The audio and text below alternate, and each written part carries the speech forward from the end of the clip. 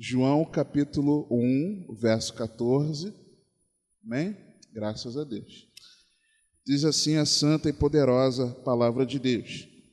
E o Verbo se fez carne e habitou entre nós, e vimos a sua glória como a glória do unigênito do Pai, cheio de graça e de verdade. Você pode se assentar. Irmãos, após nós entendermos que o Filho deixou os céus, o Filho de Deus deixou os céus, o Deus Filho, vejamos agora para que ele se tornou carne.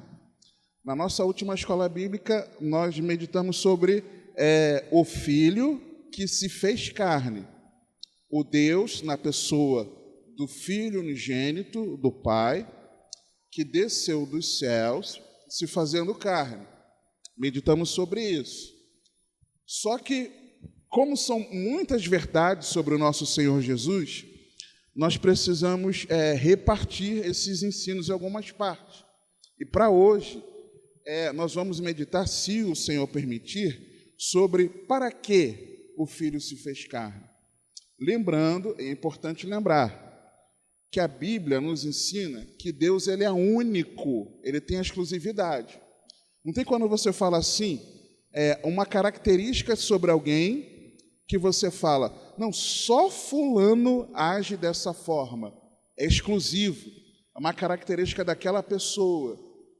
Por mais que nós sejamos humanos, talvez você não conheça algumas pessoas que determinada característica, forma de se expressar, forma de agir, você só saiba que aquela pessoa faz. E você diz que não, só o fulano tem aquela característica. Com o nosso Deus, essa exclusividade é em todo o universo, não apenas daquilo que nós temos conhecimento, mas em relação a qualquer ser. Deus ele é único, tem a exclusividade. A essência, a natureza divina, ela é única, ela é exclusiva. O ser divino, ele é exclusivo, ele é único. Porém, a mesma Bíblia que nos ensina que Deus é único na sua exclusividade, é o único Criador, é o único de ser adorado, digno de ser adorado, honrado, glorificado, é perfeitamente justo, santíssimo, por mais que é aquele que é o mais puro amor, por mais que ele seja único, e dentre algumas dessas características, ele compartilha algumas delas conosco, ele é um Deus plural.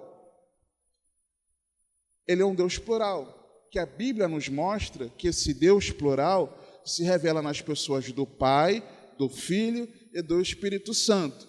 Ou seja, o Pai não é Jesus. Jesus não é o Pai e não é o Espírito Santo. O Pai não é o Espírito Santo não é o Pai e o Espírito Santo não é Jesus. São três pessoas distintas num ser divino chamado Deus. É uma comparação pobre, mas talvez nos ajude a clarificar isso. Quando Deus criou a humanidade, o ser humano, quando nós lemos lá em Gênesis 1, quando Deus diz, façamos o homem à nossa imagem e semelhança, esse façamos o homem, o termo hebraico ali significa humanidade, ser humano. Façamos um ser humano, o ser humano, conforme a nossa imagem e semelhança.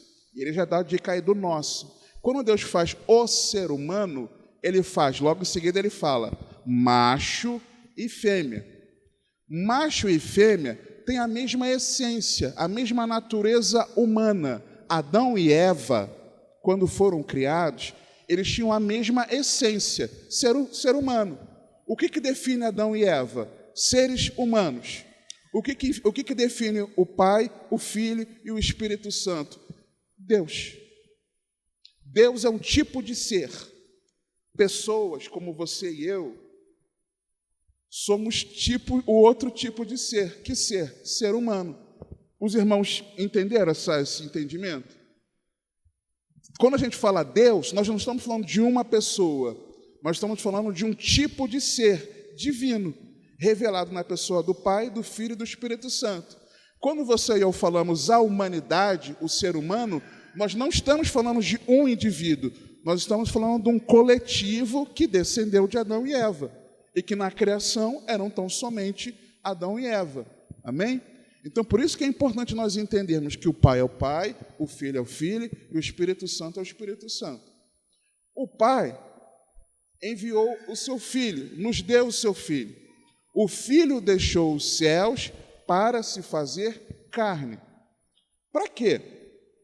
Lendo aquela definição que está lá no nosso site, era uma definição que nós já tínhamos no nosso manual para discípulos de Cristo, só que está aperfeiçoada pelo nosso pastoral. O Filho, as Escrituras revelam que o Filho, Deus é assim chamado quando nos referimos ao seu eterno Filho unigênito, Jesus Cristo, coautor de toda a criação, único Senhor e Salvador da humanidade, o qual deixou brevemente a sua glória com o Pai, tornando-se temporariamente menor do que ele enquanto ser humano, para ser gerado em carne pelo Espírito Santo, no ventre de uma virgem, nascer como homem, viver sem pecado, vencer o diabo e seus demônios, desfazendo as suas obras malignas, proclamar o Evangelho, ensinar sobre o reino de Deus, fazer discípulos, edificar a igreja, morrer na cruz pelos pecadores, ressuscitar para a justificação dos que nele creem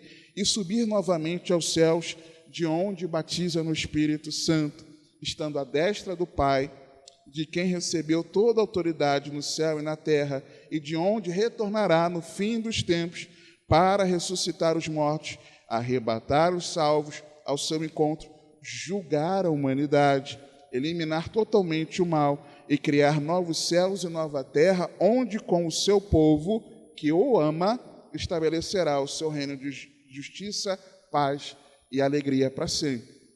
Por ser uma definição tão grande, tão extensa, é que nós estamos precisando repartir isso aqui. As Escrituras revelam que Deus Filho deixou brevemente a sua glória com o Pai, nós vimos na última escola bíblica, tornando-se temporariamente menor do que ele enquanto ser humano. Enquanto Jesus estava aqui em carne, ele era menor do que o Pai. Ele mesmo declara isso, nós vimos o texto. E hoje nós vamos ver para quê. Para que o Verbo se fez carne?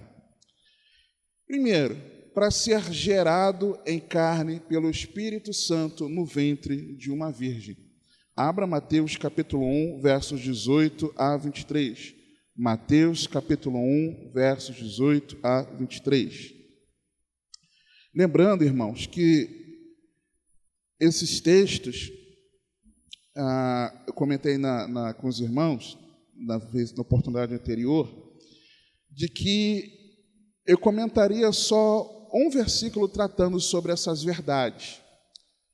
Mas quando eu lia o contexto imediato do versículo que eu queria abordar sobre a verdade, o Espírito Santo me fez enxergar como o contexto ele traz algo diretamente para a nossa vida.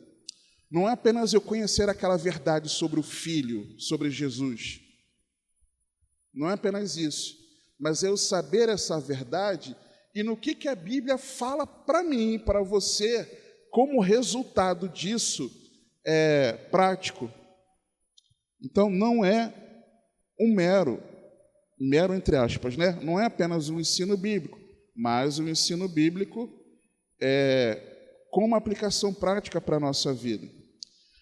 Mateus, capítulo 1, verso 18 a 23, olha o que a Bíblia diz. Ora, o nascimento de Jesus Cristo foi assim, que estando Maria, sua mãe, desposada com José, antes de se ajuntarem, achou-se ter concebido do Espírito Santo. Então, José, seu marido, sendo justo, e a não queria infamar, resolveu deixá-la secretamente. E pensando ele nisto, eis que em sonho lhe apareceu um anjo do Senhor, dizendo: José, filho de Davi, não temas receber a Maria, tua mulher, porque o que nela está gerado é do Espírito Santo. E dará à luz um filho, e chamarás o seu nome Jesus, porque ele salvará o seu povo dos seus pecados. E tudo isso aconteceu para que se cumprisse o que foi dito da parte do Senhor pelo profeta, dizendo, referência lá a Isaías 7,14, eis que a virgem conceberá e dará à luz um filho, e chamarão o seu nome Emanuel, que traduzido é Deus conosco. Quando aqui esses versos revelam a verdade de que Jesus ele veio para ser gerado, Jesus desceu dos céus, o Filho desceu dos céus, para ser gerado pelo Espírito Santo no ventre de uma virgem. Que virgem é essa? Maria, bendita entre as mulheres. E o que essa verdade ela traz para o nosso coração, para a nossa caminhada de fé, na prática, aqui que o texto revela? Duas verdades. A primeira delas é nos trazendo a salvação dos nossos pecados. Jesus não veio trazer salvação para as nossas vidas do império das trevas. Jesus não veio nos salvar do diabo e dos seus demônios. Jesus não veio nos salvar dos problemas que nós temos na caminhada de fé. Jesus não veio nos livrar das enfermidades. Jesus não veio nos salvar das nossas angústias. Jesus ele não veio nos salvar daquilo que aqui, na nossa humanidade, questões que o ser humano passa, é comum aos seres humanos. Jesus não veio nos salvar disso. Jesus veio nos salvar da ira de Deus, irmãos. Jesus veio nos salvar de nós permanecermos condenados pelos nossos pecados. Jesus veio nos salvar de nós permanecermos escravos do pecado. É disso que Jesus veio nos salvar. Jesus veio nos salvar dos nossos pecados. Nós precisamos compreender isso, porque muitas vezes nós achamos, confessamos com os nossos lábios que Jesus é o Salvador, mas muitas vezes nós entendemos que Ele é Salvador no sentido de nos salvar dos nossos problemas. Eu sou servo de Deus, eu não posso passar por isso, eu sou filho de Deus. Mas é claro que pode, tanto pode que você está passando. É simples assim, irmãos. Eu sei que, falando, é fácil, viver é difícil, irmãos. Eu sei, por experiência própria. Mas Jesus não veio nos salvar das nossas angústias. Jesus não veio... tanto é, irmãos, que quando, no final de tudo, a Bíblia nos revela que no final, Cleitão falou conosco quarta-feira, o Senhor enxugará dos nossos olhos toda lágrima. Isso significa que nós termos abraçado a fé em Cristo não vai secar dos nossos olhos toda a lágrima aqui na terra, irmãos. Jesus não veio nos salvar do sofrimento, mas Jesus veio nos salvar dos nossos pecados. A gente precisa compreender isso. Jesus não veio nos salvar de uma família imperfeita, de uma família com problemas.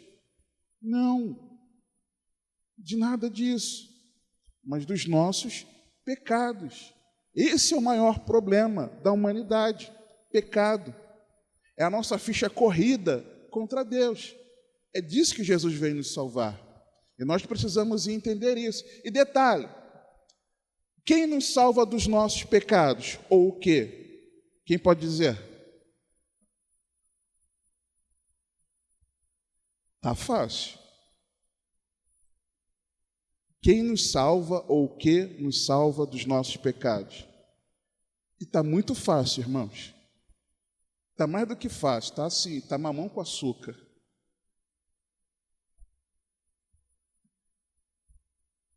Oi, Jaque. o sangue de Jesus, não vou tecer comentário, o sangue de Jesus. Quem dá mais? Quem ou o que nos salva dos nossos pecados? Oi, Solange. Está doida para falar, né? Fala. Responde. Oi? Quem? Jesus. É isso aí. Acabamos de ler, irmãos. E Ele nos salvará dos nossos... Jesus. Salvará o seu povo dos seus pecados. Jesus. Então, quem nos salva não é a nossa prática religiosa. A nossa meditação bíblica, a minha meditação bíblica diária me ajuda, pessoalmente, para vários propósitos, né? Mas me ajuda a encher minha mente das coisas de Deus e me manter longe dos pensamentos daquilo que me aprisionava. Já comentei isso com os irmãos algumas vezes. Porém, a minha meditação bíblica não me salva dos meus pecados. Porque quem me salva dos meus pecados, quem me salvou dos meus pecados, quem me libertou dos meus pecados foi Jesus, o Filho unigênito do Pai. Meditar na palavra vai me fazer conhecer mais dele, vai me encher mais dele. Claro, com certeza, mas não é minha meditação bíblica. A minha vida de oração não me salva dos meus pecados. A sua vida de oração não te salva dos seus pecados. Eu devo orar? Devo. Você deve orar? Deve. Como eu sempre falo, não para você mover a mão de Deus, mas a oração é o meio do relacionamento com o Pai. Eu vou morrer batendo nessa tecla. Oração não é para mover de Deus, é um relacionamento do Pai que também, ouvindo o clamor do Filho, se assim for da vontade dele, ele move. Só que a oração, por mais que a oração ela seja maravilhosa, por mais que na nossa oração Deus trate o nosso coração, por mais que na nossa oração Deus nos fortaleça, a nossa vida de oração não nos salva dos nossos pecados, irmãos. Isso é religiosidade hipócrita. Quem nos salva dos nossos pecados é Jesus. Congregar é maravilhoso. Ver a Cristo na face, estampado na face dos nossos irmãos. O Senhor nos reconciliou, não apenas com o Pai, mas Ele nos permite ter essa família, esse amor horizontal maravilhoso, em que somos fortalecidos, edificados, animados, repreendidos. É maravilhoso. Porém, estar na comunhão dos irmãos não nos salva dos nossos pecados, irmãos. Congregar não te salva. Congregar não me salva. Mas quem nos salva dos nossos pecados é Jesus Cristo. Os irmãos entendem isso? Essa diferença? Então, quando eu olho para isso aqui, de que Jesus foi gerado em carne pelo Espírito Santo no ventre da Virgem, no contexto dos versos que falam isso, está dito isso, que Jesus veio nos salvar dos nossos pecados. Mas ele veio dizer uma coisa também. Jesus ele não veio nos salvar, te salvei, tchau, e foi embora. De fato, ele foi embora.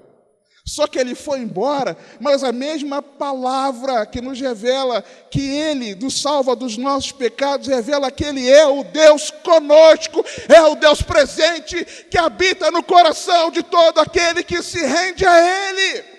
Eu saber que o Filho se fez carne, que ele foi gerado pelo Espírito Santo no ventre da Virgem, além de me fazer entender que eu fui salvo dos meus pecados, é que esse Salvador, esse glorioso Salvador, Deus, na pessoa do Filho, Jesus Cristo, Ele é comigo e com você, quando? Todos os dias, sempre, no momento bom, no momento alegre, festivo, na bonança, e nas adversidades, irmãos, e na angústia, e no sofrimento, e naquele momento que você não aguenta mais, naquele momento que você, antes de vir para o culto, você fala: Deus, se o Senhor não falar comigo hoje, eu não sei, mas Ele fala contigo. Por quê? Porque onde você estava falando com Ele, Ele te ouviu. Ele é o Deus conosco. Sempre. Sempre. Você está se sentindo solitário. Às vezes está no meio de uma multidão. Seja aqui como igreja, seja no seu trabalho, seja no seu lar. E você muitas vezes se sente solitário. Não se sinta assim. Jesus é contigo. Ele mora no seu coração. No seu coração. Ele veio aqui habitar entre nós, cheio de graça e verdade, se fez carne, gerado pelo Espírito Santo do ventre da Virgem, para nos salvar e ser conosco todos os dias. O Deus presente. Uma outra verdade sobre o Filho, sobre Jesus, é que Jesus, que foi gerado no ventre da Virgem, ele nasceu como homem, ser humano. Gálatas capítulo 4, versos 4 a 6. Gálatas 4, de 4 a 6. Epístola aos Gálatas, capítulo 4, versos 4 a 6. Mas, vindo a plenitude dos tempos, Deus enviou seu Filho, nascido de mulher, nascido sob a lei, para remir os que estavam debaixo da lei, a fim de recebermos a adoção de filhos. E porque sois filhos, Deus enviou aos vossos corações o Espírito de seu Filho, que clama, Abba, Pai. Então, ele nasceu como homem. Na plenitude dos tempos, Jesus não foi gerado apenas no ventre, mas ele nasceu como homem. E porque Jesus nasceu como homem, ele nos possibilitou a adoção pelo Pai Celestial. Porque Jesus nasceu, você e eu podemos, pela fé nele, chamarmos ao Pai de Jesus de nosso Pai. Você agora tem acesso, tem um Pai. Agora você tem uma filiação celestial. Agora você tem um paizinho, você tem alguém para chamar de paizinho. Paizinho que está nos céus. Não tem quando a criança ora, papai do céu, você também pode falar. Papai do céu. Paizinho. Paizinho. E isso é maravilhoso, irmãos. Outra verdade é de que Jesus ele veio não apenas para ser gerado pelo Espírito no ventre de uma virgem e para nascer como homem, mas Jesus veio para viver sem pecado. Carta aos Hebreus, capítulo 4, versos 14 a 16. Há quem chame de livro e há quem diga que tem o estilo de uma pregação, seja como for. Hebreus 4, versos 14 a 16, perdão.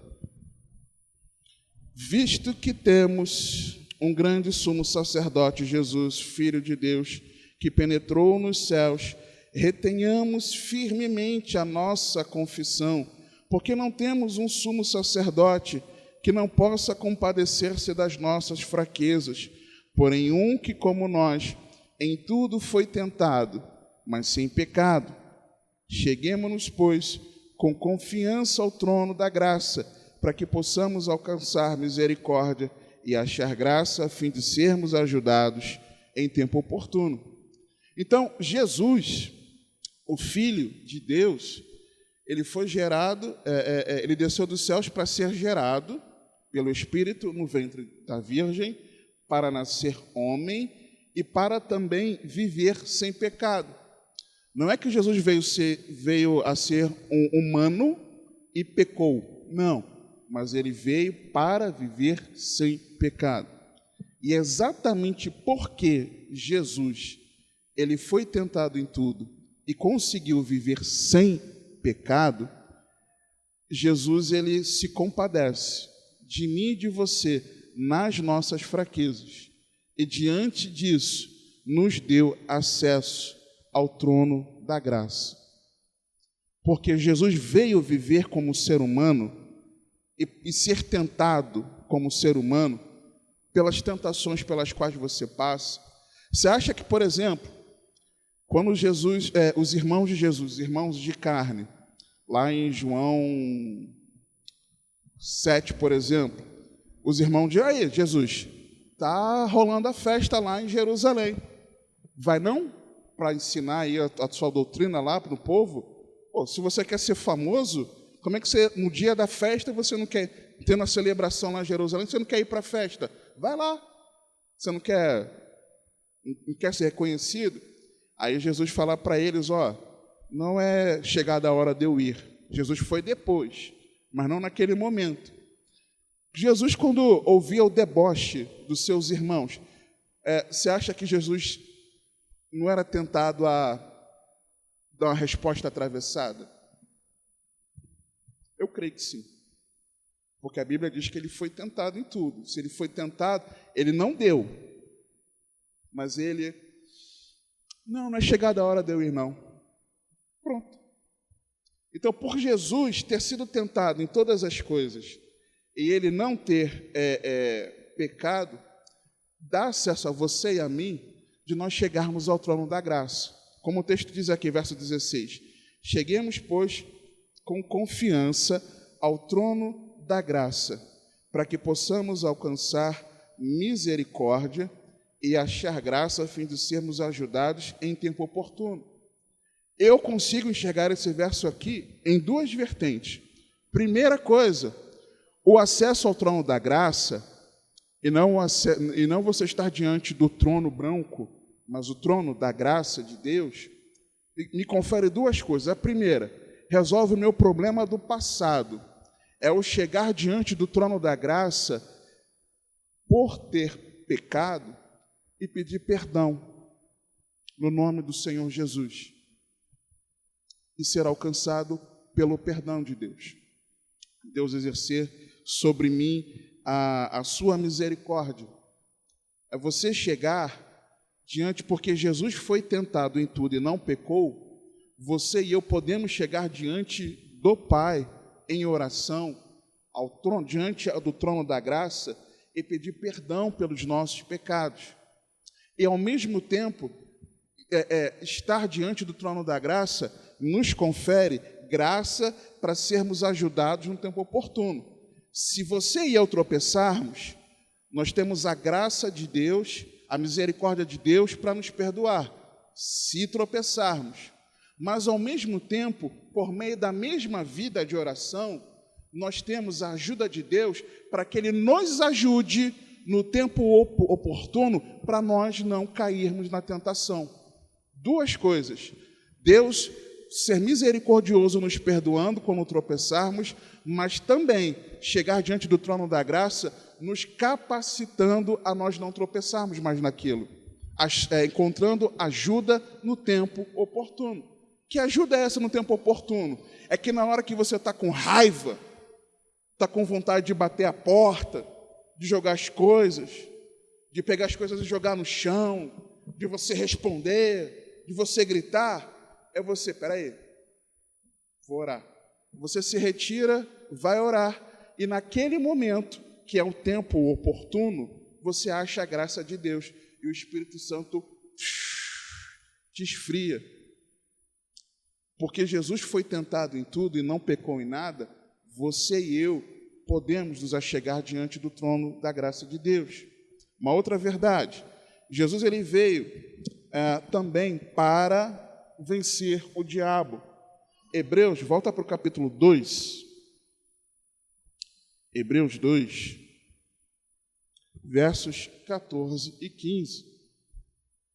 Diz assim: e visto como os filhos participam da carne e do sangue, também ele participou das mesmas coisas, para que pela morte aniquilasse o que tinha o império da morte, isto é, o diabo, e livrasse todos os que, com medo da morte, estavam por toda a vida sujeitos à servidão.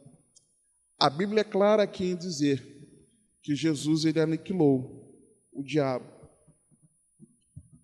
o poder do diabo sobre todos aqueles que nele depositam a sua fé. Então, se Jesus ele venceu o diabo, e aqui na continuidade do texto, claramente o texto fala que foi por meio do sacrifício de Jesus, porque na verdade ele não tomou os anjos, mas tomou a descendência de Abraão. Por isso convinha que em tudo fosse semelhante aos irmãos, para ser misericordioso e fiel sumo sacerdote naquilo que é de Deus, para expiar os pecados do povo. Porque naquilo que ele mesmo sendo tentado, padeceu, pode socorrer aos que são tentados. Então, por meio da expiação dos nossos pecados, lá naquela cruz, o Senhor Jesus venceu o diabo. E porque Jesus venceu o diabo, você e eu, agora, nós temos, isso traz para mim e para você, a libertação do medo da morte. Quando, por várias vezes, eu já tive a oportunidade de evangelizar pessoas em práticas não lícitas, seja no meu evangelismo pessoal ou junto com os irmãos no evangelismo estratégico. Aí você chega para o pessoal aí nas suas práticas ilícitas aí na rua e vai conversar com eles, uma coisa assim que você vai ali, que toca neles, é você falar sobre o medo da morte. Aí você fala para ele: vem cá, se você morrer, para onde você vai? Por que você se esconde? Por que você está aqui armado? Por que você luta contra as forças de segurança? Por que você tem medo de um rival, de uma facção rival vir aqui? Por quê? Porque você tem medo de morrer, porque você sabe, se você morrer do jeito que você está, você sabe para onde você vai, você tem consciência disso. E toda a humanidade,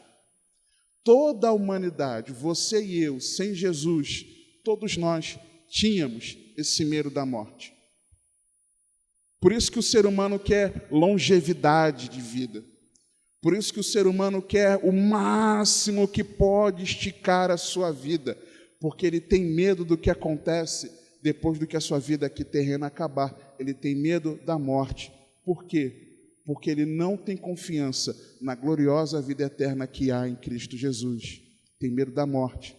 Mas quando Jesus veio, e Jesus venceu o diabo, aquele que tinha um império da morte, a Bíblia fala aqui, o diabo, nos livrou desse medo da morte, porque se nós estamos em Cristo Jesus, nós já passamos da morte para a vida. Só que se você tem medo de morrer, ou se eu tenho medo de morrer, será que nós cremos que Jesus venceu o diabo?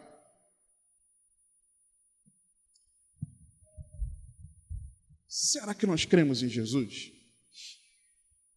Importante para nós refletirmos.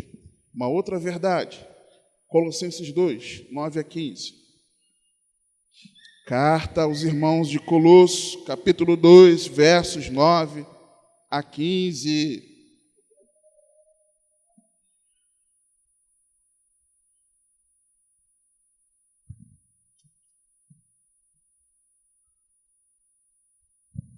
Jesus ele veio não apenas vencer o diabo, mas ele veio para vencer os demônios também. Vencer o diabo e seus demônios. Colossenses 2, 9 a 15.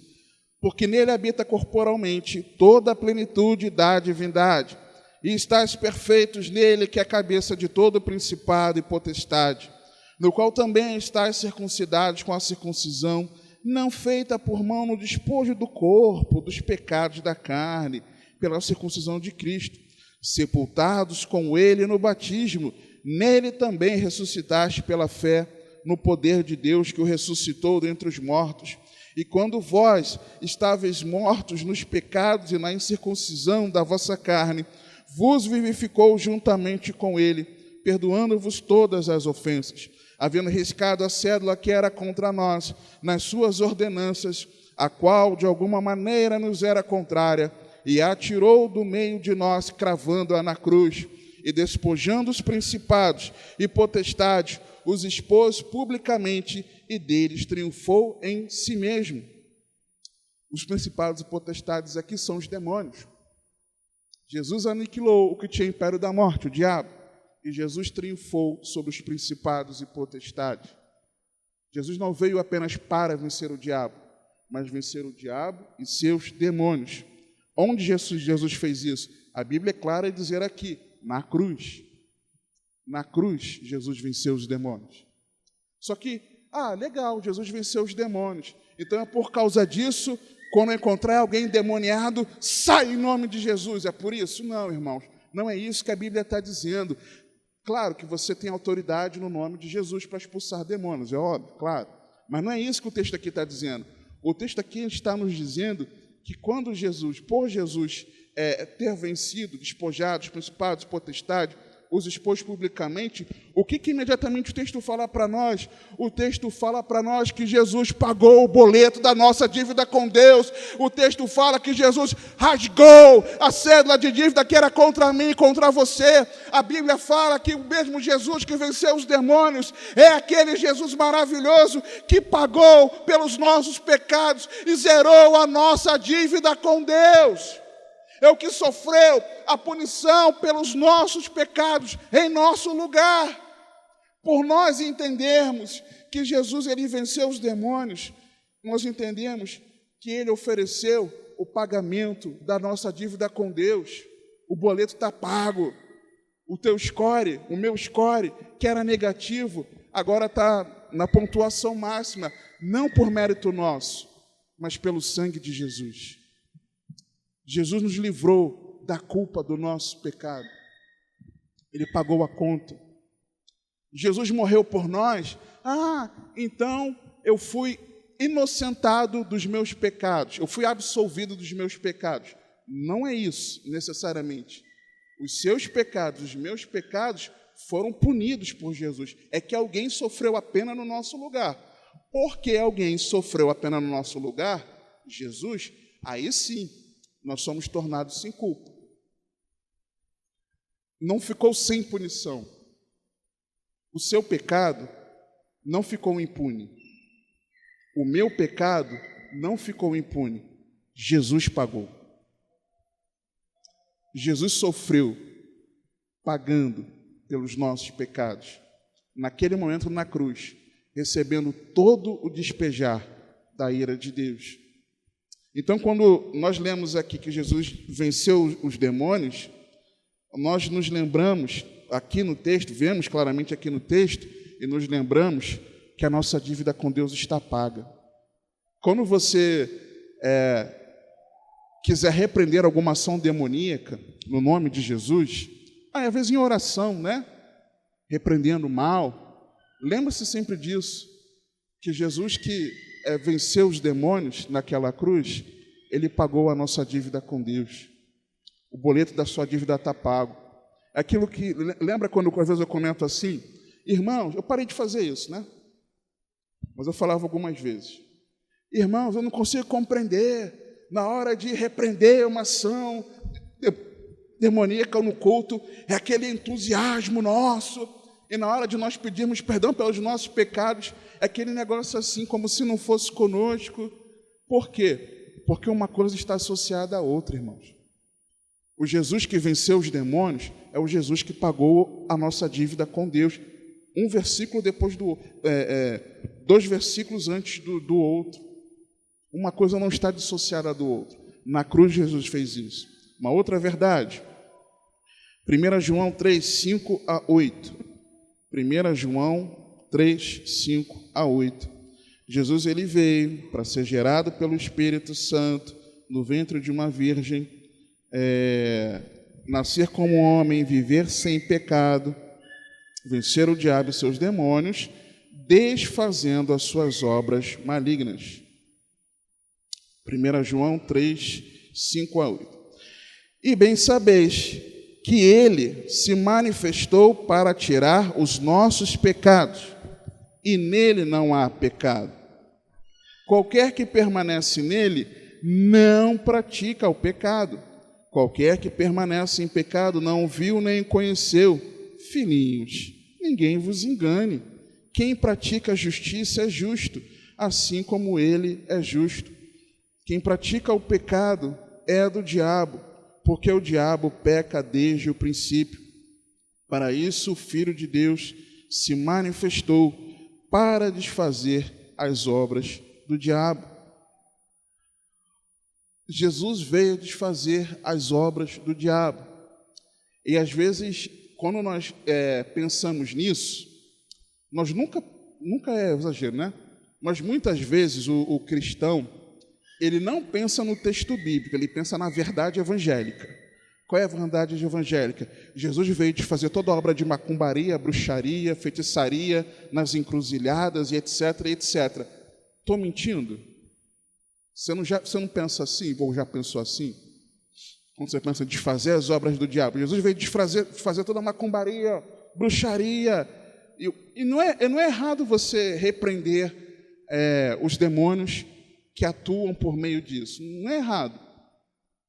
Mas é errado entender que esse versículo está falando isso, porque não está, irmãos. Que obra Jesus veio desfazer aqui do diabo? Vamos ler de novo. E bem sabeis que ele se manifestou para tirar os nossos pecados. Para tirar os nossos pecados. E nele não há pecado. Aí quando você avança para o versículo 8, quem pratica o pecado é do diabo, porque o diabo peca desde o princípio. Para isto o Filho de Deus se manifestou, para desfazer as obras do diabo.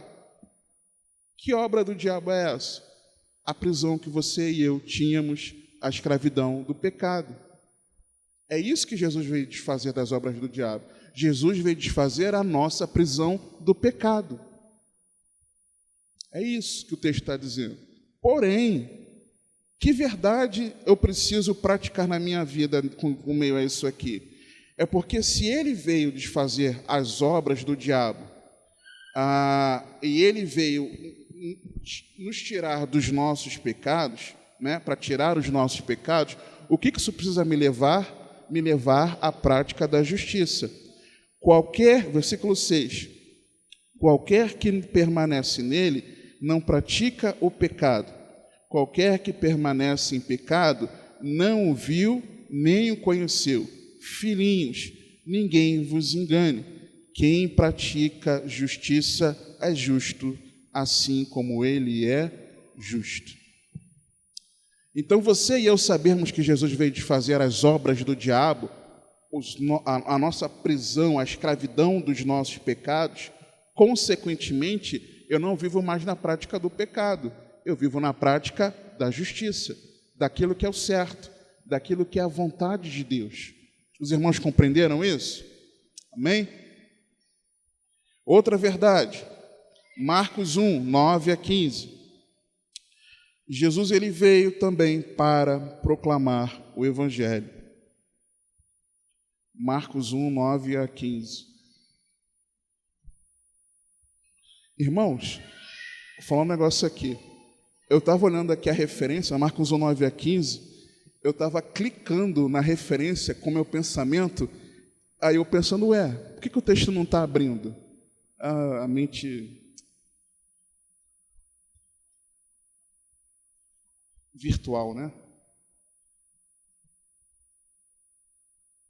Marcos 1, 9 a 15. Misericórdia, demais. Esperando que o texto abrisse com o meu pensamento. Jesus ele veio também pregar o Evangelho. Diz assim: e aconteceu naqueles dias que Jesus, tendo ido de Nazaré, da Galiléia, foi batizado por João no Jordão. E logo que saiu da água, viu os céus abertos, e o Espírito que como pomba descia sobre ele. E ouviu-se uma voz dos céus que dizia: Tu és o meu Filho amado, em quem me comprazo. E logo, uma pausa aqui, irmãos. Jesus não estava fazendo, não estava usando, não estava sendo ventríloco das nuvens. Ou seja, Jesus de boca fechada, ali sendo batizado e ao mesmo tempo falando nas nuvens. Não. Um outro ser, uma outra pessoa estava falando do céu. Era o Pai.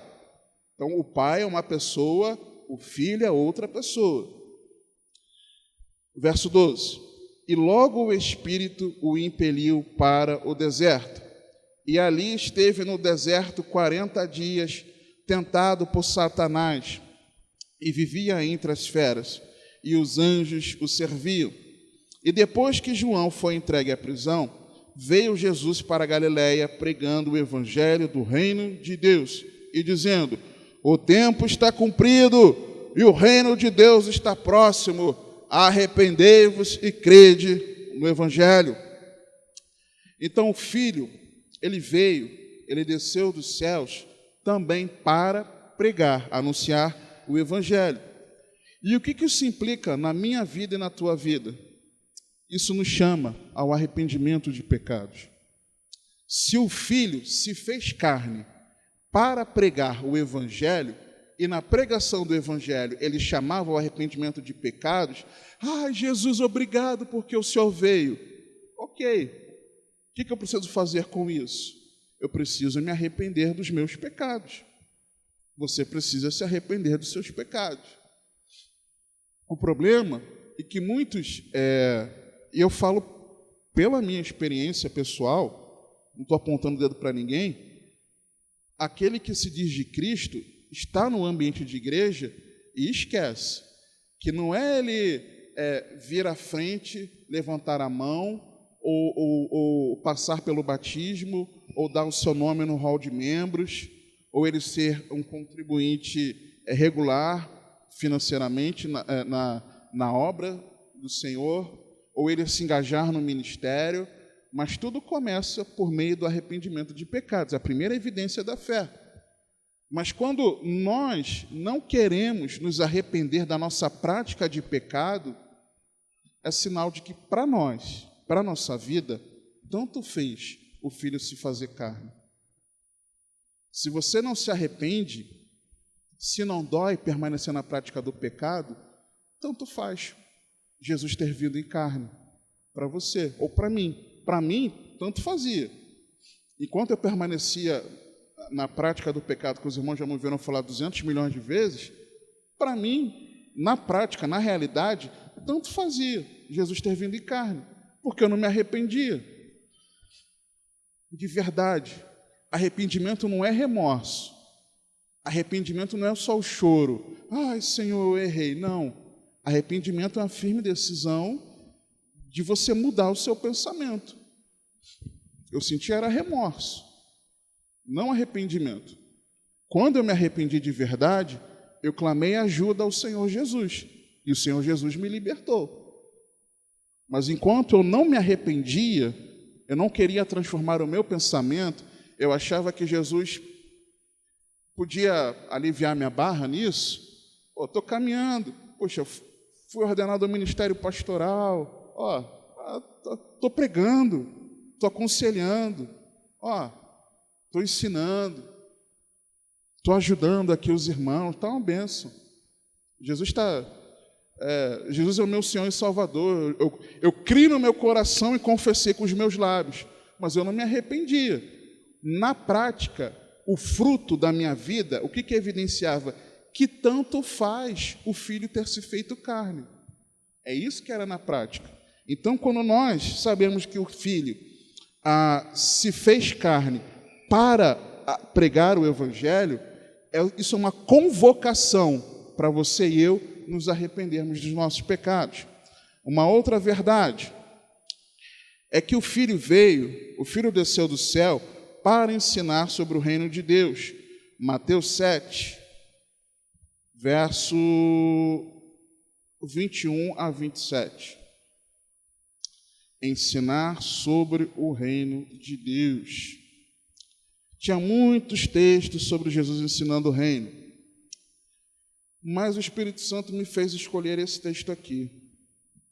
Você já vai entender por quê, dentro dessa dinâmica da implicação para a nossa vida.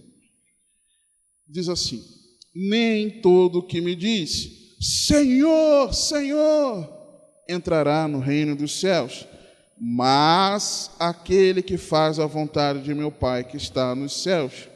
Muitos me dirão naquele dia, Senhor, Senhor, não profetizamos nós em teu nome, e em teu nome não expulsamos demônios, e em teu nome não fizemos muitas maravilhas? E então lhes direi abertamente, nunca vos conheci, apartai-vos de mim, vós que praticais a iniquidade. Lembra? Não tem arrependimento, pratica iniquidade. Não tem arrependimento, pratica iniquidade, continua nas obras do diabo.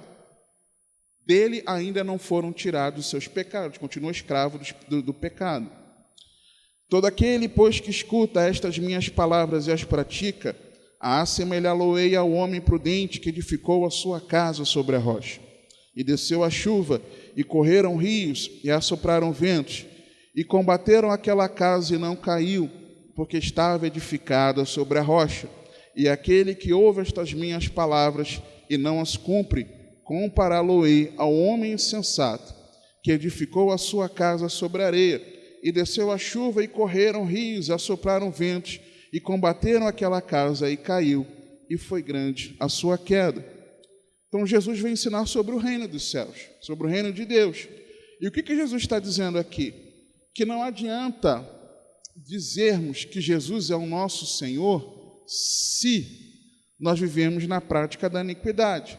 Não adianta nós dizermos que Jesus é o nosso Senhor se nós não praticamos a palavra de Deus. Então, compreender que Jesus veio nos ensinar sobre o reino de Deus, isso precisa nos responsabilizar a prática da palavra de Deus. Jesus, o Filho de Deus, se desceu dos céus, se fez carne para ensinar sobre o reino de Deus. Ah, legal, tem vários textos, Jesus ensinando várias coisas sobre o reino de Deus. E o que eu faço com isso? O que você faz com isso? Se responsabiliza a praticar a palavra de Deus. Porque se nós não praticarmos a palavra de Deus, se nós estivermos absorvendo o conhecimento, o ensino aqui na escola bíblica, ou na nossa meditação pessoal, ou numa pregação, ou num aconselhamento, ou no encontro no lar, e nós não colocamos em prática, irmãos, a casa vai cair. Literalmente. Uma outra verdade, Jesus veio também, o Filho se fez carne, para fazer discípulos. Lucas 14. Estamos quase encerrando. Lucas 14, 25 a 33. Lucas 14, 25 a 33.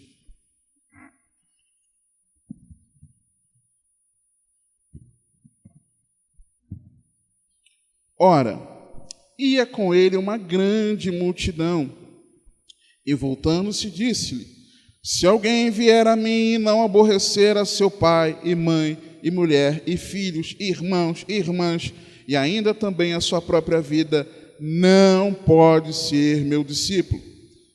E qualquer que não levar a sua cruz e não vier após mim, não pode ser meu discípulo. Pois qual de vós, querendo edificar uma torre, não se assenta primeiro a fazer as contas dos gastos para ver se tem com a que acabar?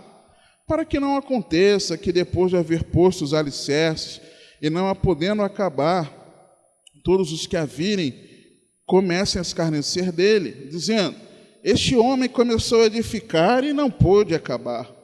Ou qual é o rei que, indo à guerra pelejar contra outro rei, não se assenta primeiro a tomar conselho sobre se com 10.000 pode sair ao encontro do que vem contra ele com 20.000? De outra maneira, estando o outro ainda longe, manda embaixadores e pede condições de paz. Assim, pois, qualquer de vós que não renuncia a tudo quanto tem, não pode ser meu discípulo. Bom é o sal, mas se o sal degenerar, com que se há de salgar, nem presta para a terra, nem para o monturo. Lança-no fora. Quem tem ouvidos para ouvir, ouça. Foi até além, né? Aqui é um dos textos dizendo que Jesus veio fazer discípulos. Aí eu te pergunto, que implicação prática na minha vida e na sua vida você encontra nesse texto aqui? Uma leva a outra. Jesus, ele veio, o Filho se fez carne para fazer discípulo. Nesse texto aqui, o que você e eu fazemos com isso?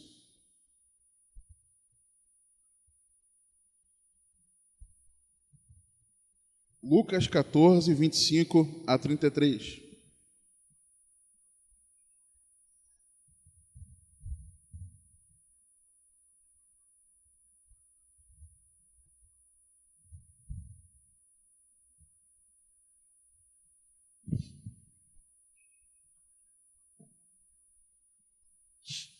Sem timidez, podem falar. Eu acredito que é timidez, não que vocês não tenham observado o que o texto está falando.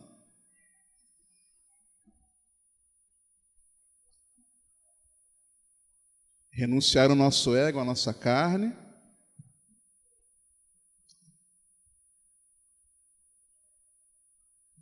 Os irmãos concordam? Fiquei preocupado, 3 pessoas concordaram, pastor Júlio e mais de 2 pessoas. Exatamente, renúncia.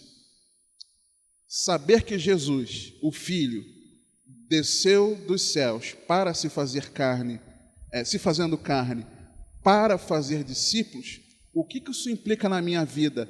Nós precisamos viver uma vida de renúncia. Um chamado, como é que foi o tema da palavra de quarta? Um chamado ao martírio, foi isso? Um chamado ao martírio, renúncia. Renúncia. E essa renúncia, o que ela demonstra? Que nós amamos mais a Jesus do que qualquer pessoa ou qualquer coisa. Jesus é a prioridade, é o meu amor maior. E por ele ser meu maior amor, eu renuncio a tudo, a todos, inclusive a mim mesmo. Renúncia. O discípulo de Cristo, na prática, ele precisa viver uma vida de renúncia. Então, o Filho se fez carne para fazer discípulo e os seus discípulos vivem uma vida de renúncia. Uma outra verdade, Jesus, o Filho, se fez carne para edificar a igreja. Mateus 16, versos 16 a 19.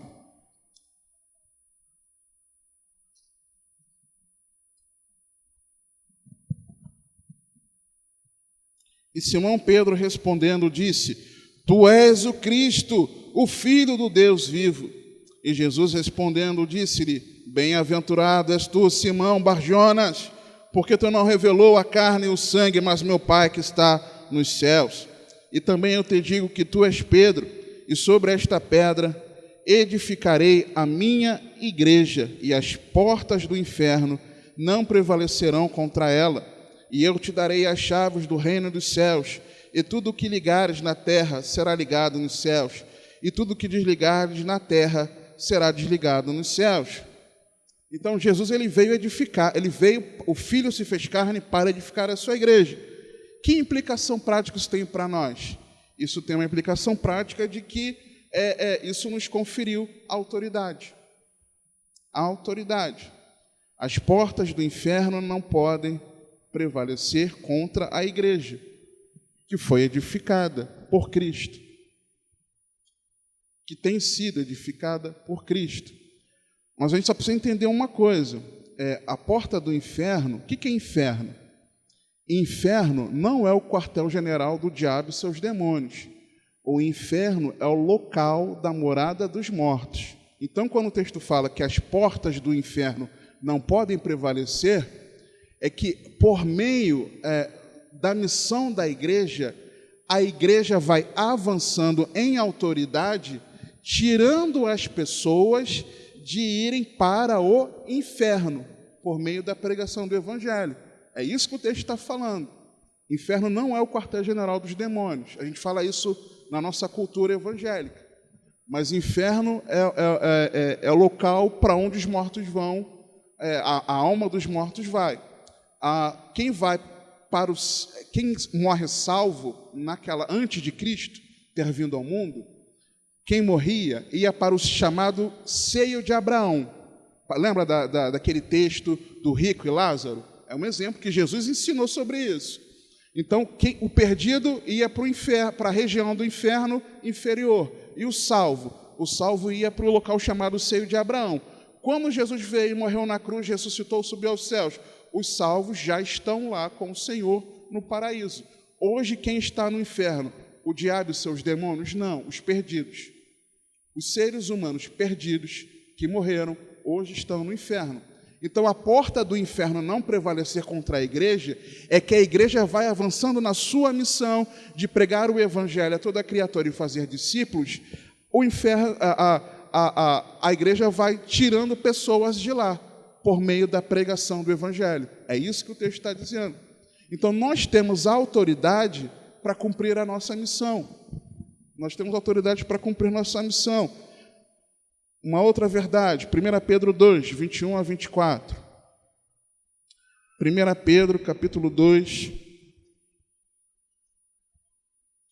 é de que Jesus veio para morrer na cruz pelos pecadores.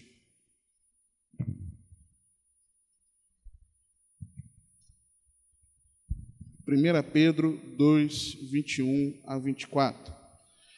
Porque para isto sois chamados, pois também Cristo padeceu por nós, deixando-nos o exemplo para que sigais as suas pisadas, o qual não cometeu pecado, nem na sua boca se achou engano, o qual, quando injuriavam, não injuriava, e quando padecia, não ameaçava, mas entregava-se àquele que julga justamente, levando ele mesmo em seu corpo os nossos pecados sobre o madeiro, para que, mortos para os pecados, pudéssemos viver para a justiça, e pelas suas feridas fostes sarados, porque eres como ovelhas desgarradas, mas agora tendes voltado ao pastor e bispo das vossas almas.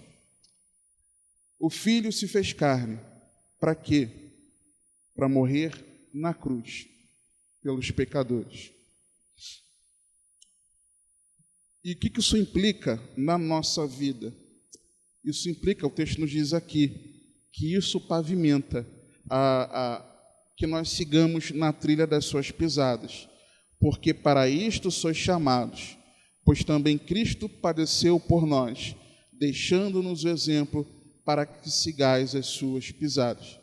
Porque Jesus morreu pelos pecadores. Não apenas nós somos salvos dos nossos pecados, mas nós temos agora a pavimentação necessária para nós trilharmos as suas pisadas, para nós também estarmos dispostos ao sofrimento, para nós sabermos que a vida cristã envolve sofrimento. Para isso nós fomos chamados, porque Jesus sofreu. Para que você foi chamado? Você foi convocado para o martírio.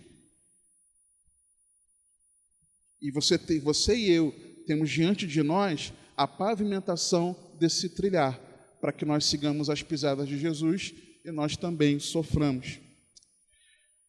A última verdade, Romanos 4, 24 e 25. O Filho se fez carne para ressuscitar, para justificação dos que nele creem. Romanos, capítulo 4, versos 24 e 25, diz assim: mas também por nós, a quem será tomado em conta, os que cremos naquele que dentre os mortos ressuscitou a Jesus, nosso Senhor, o qual, por nossos pecados, foi entregue e ressuscitou para nossa justificação. Jesus ressuscitou para a justificação dos que nele creem. E o que isso traz para a nossa vida? Isso nos confere o acerto legal diante da justiça divina. Isso confere a nós o nada consta. No tribunal, na justiça celestial, porque Jesus ressuscitou, você e eu, pela fé, somos justificados, tornados sem culpa do nosso pecado. Fomos livres da culpa dos nossos pecados. Ou seja, você e eu, agora, diante de Deus, nós temos um nada consta, porque Jesus ressuscitou. Amém? E como é que você e eu podemos viver essas verdades? Pela verdadeira fé em Jesus, irmãos. Porque como nós lemos lá em João 1, que o Verbo se fez carne e habitou entre nós, é o mesmo texto que fala que nós precisamos o receber com fé. Quando nós recebemos a Jesus com fé, todas essas verdades que nós meditamos aqui, e as suas aplicações, elas começam a ser verdade na nossa vida. Uma verdadeira fé que se compromete com a prática da palavra de Deus. Amém? Vamos orar? Pai, te dou graças pela tua palavra e eu te peço, nos ajuda, Senhor, a não meramente termos um ensino bíblico na nossa mente. As minhas palavras, elas só podem chegar aos ouvidos de cada um dos que aqui estão, mas o teu Espírito, Senhor, é poderoso para ecoar essas verdades poderosamente em cada coração, trazendo aplicação prática. E a nossa oração é essa, Pai. Nos ajuda a vivermos a prática do que cada verdade dessa implica na nossa vida. E seja tudo isso para a tua glória. Confiamos, Senhor, no teu agir por meio do teu Espírito. E é no nome do teu Filho, que se fez carne, que nós oramos. Amém.